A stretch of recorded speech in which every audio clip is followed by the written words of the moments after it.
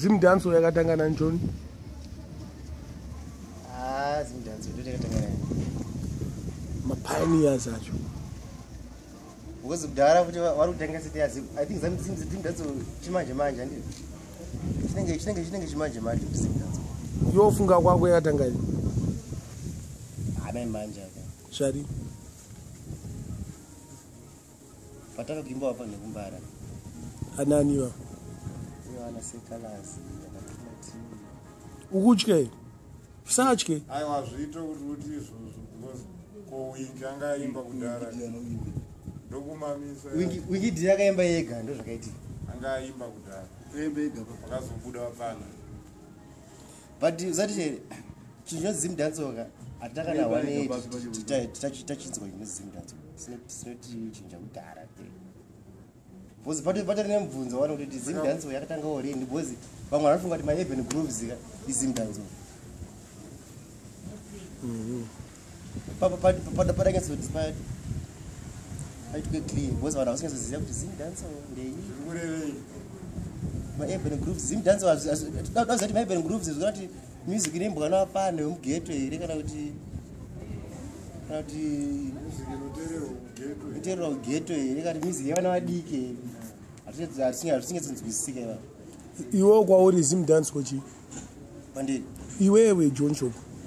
Kwandiri Zimdancehall vafana varingoimba wemastreet mabackyard studios varingoimba varingotraya kuita usapa veMazimdancehall varimba machuni akaita sei? zvikimbwana naKiller Chii, zvikimbwana naJalafu, zvikimbwana naSekalasi ndo machuni acho. Okay. Machuni. Freeman. Freeman zvangu inini andabvira ndambokwanisa kuita zvifarira zvaanoimba but anoimba. Besides kufarira todakuziva arimo muZimdancehall. Ndo Zimdancehall. Ndo Zimdancehall. But Joina City akaimba ari Zimdancehall. Asi Joina City tingeti Zimdancehall. In fact dancehall papo ndopane nyaya kaDancehall kavari kuisa. Dancehall ndopane nyaya because kana vanhu vachiti dancehall from maonere vanhu kuno kuZimbabwe dancehall machuni manhamba anenge achirira. For example kana yaZimdancehall manje anenge amunhu anenge achimba paridhimu reshe ndimachuni. Ridhimu racho rakaita sei? Ndo nyaya yacho rakabikwa kunoku kana tiri kuJamaica? Because zvafara big stage handizvo rakaimbwa rakanzi big stage murere ndiri kuJamaica but rakaimbwa kuno nana uyu paZimdancehall zvichinakidza saka hatingamboti Zimdancehall otherwise malyrics echishona anonakidza vakatanga kudhara but zvinhu zvazotanga kunzi zvako nawo because Zimdancehall kwandiri zvinhu zvandatanga kutonzwa it not 1 year ago. 1 year ago? What year was that? 2000 and what? 2013. 2013. Oh. But kune vamwe vari kuclaima kuti pane Anslag Youth ndayakatanga Zimdancehall. Kana asina break into the lime atimuziye because kana akasatamba munhu vane zvake izvozvo ngaasambotaura izvo because variko vakaimba anenge kina ana Major E vakaimba ana Malvin S ana Bukati what not vakaimba vese tinoziya but zvakasati zvane kapower havana kurekodha. Inini ndikuona vanhu zvikuitika ana Major E nana Bukati pavakaimba havana kurekodha as much records than vapano vamazuva. Vapano vamazuva vanokwana kurekodha kana 3-4 marecords pa 1 rhythm ka. Apa Major E pavairekodha yaifanira kubuda iri parecord paplate pavinyl. Saka there was no room for that time here. But ezvinezvi manje indikada kutorekodha totoenda apo ndinorekodha song yangu papi wacho knockout records otorekodha zvekuti haisisiri danger but hapana vari kuimba ko ana wakapopulariza Zimdancehall ndeni according to you akaita kuti ite popular wingidi akamboitoka akamboipusha akambotiraya nani futi akambotiraya ndiani satye joni handichikavafana Zimdancehall wingidi akambotiraya kupusha saka tingangoti wingidi ndi akapusha Zimdancehall because wamira ipapo wataura wingidi kanenge ka 6 aiwa akaipusha ndomaone rangu pano yekumbara ndobva wazoisopa another level right ini zvangufanira nekuti inini munhu akanditi kana kuti bounty killer ninja man ndo akaunza Dancehall no handiri kwangu nana nhingi ana Trinity ana Ja Thomas vakudhara ka bara mnyaroje vakudhara vaimba pana na Ja Love Sound dhara nana Euroi anga ari madj futi ka vachiimba but ana Shaba vakaipusha out to the next level yokuti akazotanga kuzozikanwa kuAmerica handiti Shaba wabva atorera hochi nyembo nana vibes nana Movado saka hatingamboti Movado na Shaba ungavaise musame category just like putting Secolars in same category na Wingidi azviite aiwa zviite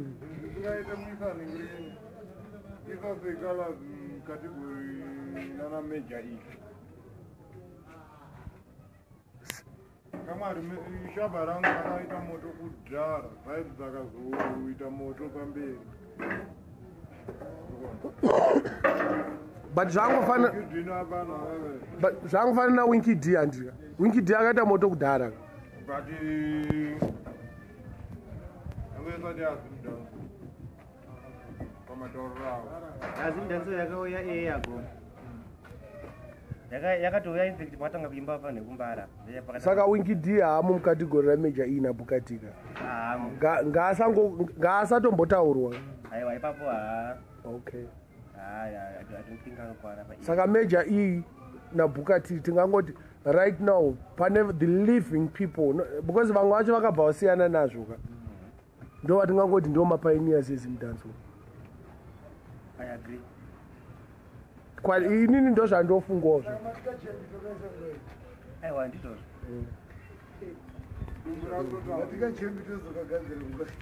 mai manje itai mai manje saka mati Zimdancehall to the world but isister chatinangoziya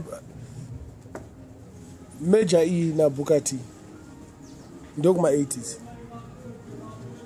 okay ndokuma 80s yes mid 80s late 80s but avana kuenda into the 90s aiyo ningi I think personally Bukati akatanga kupfuura major E Bukati ndi akatozowinza major E mudanzi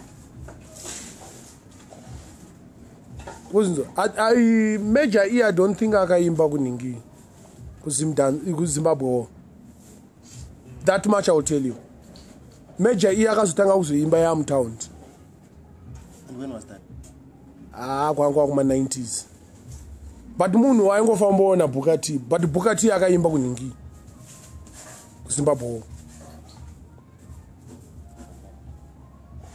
nana culture tea. So you mean Bukati was there before my friends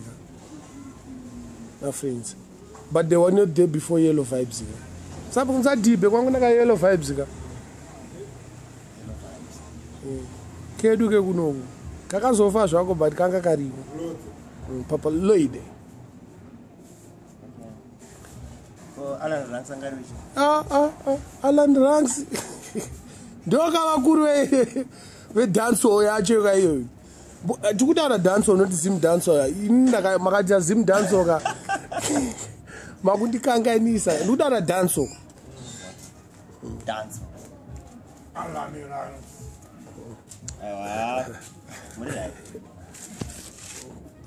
But Zimdancehall yacho yanyanya. Apa paslag youth apa ndo pandikuramba zvangu. Uyo mubvisi. Anonzi ndokupe. Aimba. Slag youth. Nandiziye. Anenge anogara kuEngland though. Aiti. Akatanga Zimdancehall. Kamnyatike kuti akaita ndofunga akaita website here yanzi zimdancehall.com here. Wartaura Kuitisa popular. Anogona kunge ari yani pazita kupopulariza kuiti Zimdancehall unogona kuita yani Slag youth. Yekuipa zita haara izvati murambire anogona But amuziye zvinhu. Saka we have nothing to say about Slaggy.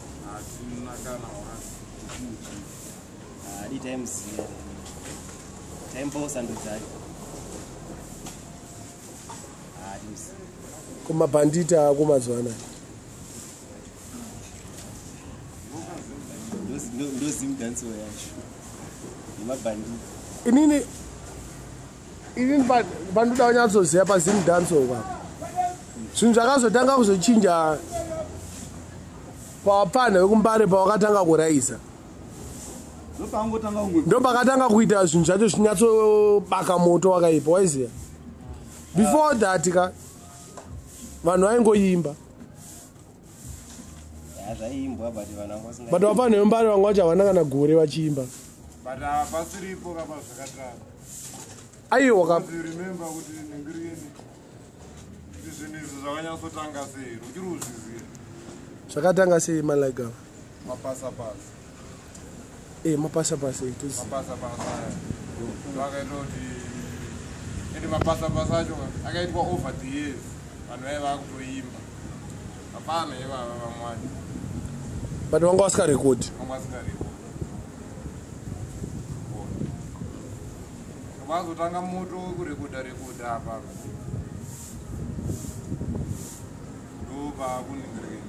Pakatanga laptop recording.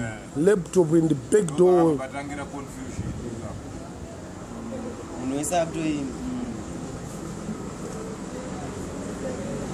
Saka munoti chii Drake? Atoti aiwa ngavarambe vachiimba. Ngavaramba vachiimba. Mukati mave mune vamwe vari kuimba chaizvo chaizvo. Sechingonhongo 1 yenda. Varambe vachiimba. Vachasara vamwe Vanosara vachisara.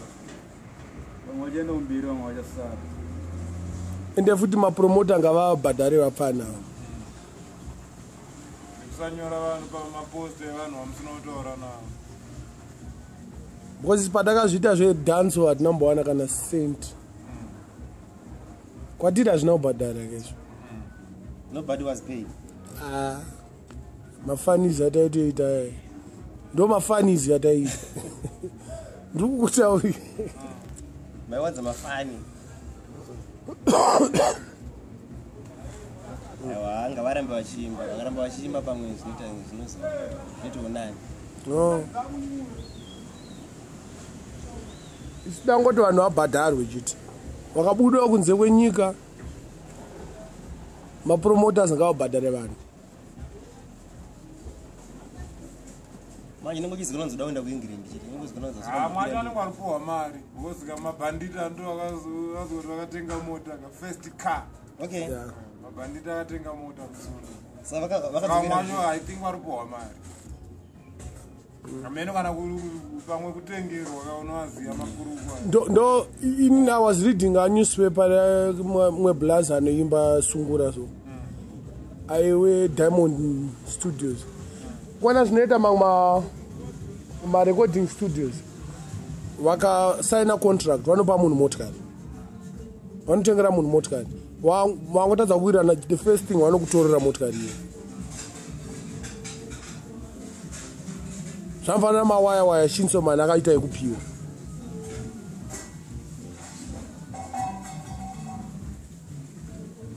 Saka vanenge vada kutsvada aiwa ku-uplifta munhu because munhu akafamba nemotikari unosvika paimwe level zvakakubata kuti wakujairira mota ugava kuti ndisiyane nevanhu handidzoke mutsoka utemekukwira mari notobvisisana navo kana uri ana king shad ndo vatinoziva vane katinga auteza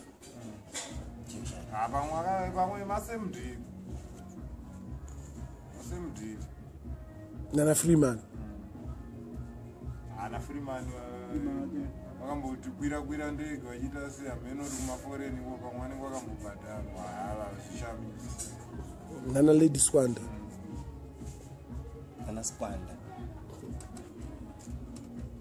bos muno muzimbabwe kakutenga motikari ishows kuti yes pane kasuccess mari yaita zviri kufaya saka matadza kunzwisisa Zimdancehall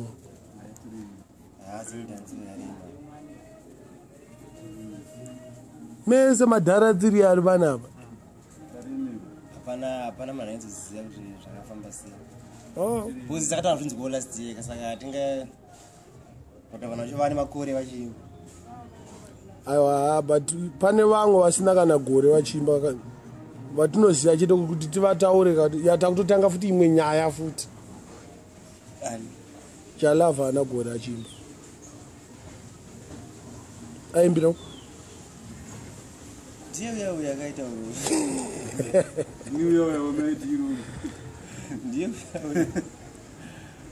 watati singazivi watanga munzwa rini last year vakawanda vasina gore vachiimba but vari kuimba zvinonakidza hazvireve kuti munhu akatanga nhasi ka neakatanga 10 years akatanga 10 years hazvireve kuti anogona kupfuura atanga nhasi pane mumwe munhu anongotanga nhasi kana shinzomana Shinzo was there kudhara anga ariko but kuti anzi aonekere last year moya nonzi yakarwana sule mwana atomboiziya moramos anyways Michael, thank you so much.